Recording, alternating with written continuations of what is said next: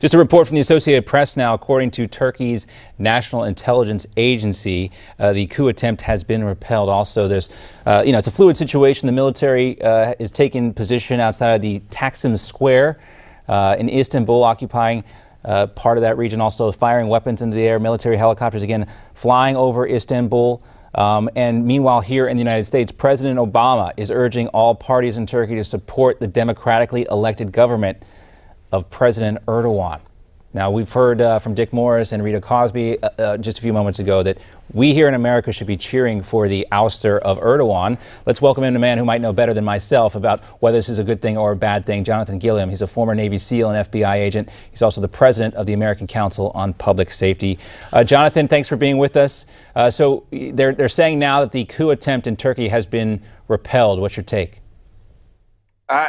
Personally, I think that's too bad. I think that what we could have seen there was a good example of, in this modern era, what happens when you have a crazy, almost socialistic or extremist, I guess you could say, when it comes to Erdogan, an extremist point of view at the top that's not doing your country any good. And unfortunately, the way most of these governments are set up is you can't go in and fire a leader. They surround themselves, just like 1,000 years ago, they surround themselves with enough power and enough yes men that you can't just go in and fire them when they're ineffective or when they're incompetent. And in the case of Turkey, when they have a leader who's literally crazy. So I think this is a problem that we're seeing around the world. And I think that world leaders should realize, just like I was talking a second ago on Facebook Live to people, countries, despite what these world leaders think, can change in a overnight. And people need to realize the same thing, that bad leaders can come in and either overnight or over a short period of time can effectively injure a country as well.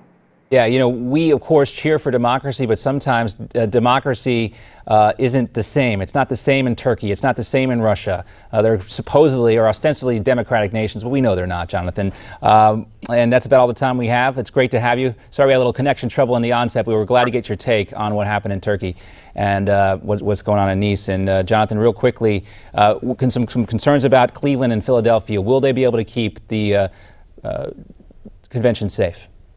The inside of the convention will be safe. There's no doubt about that.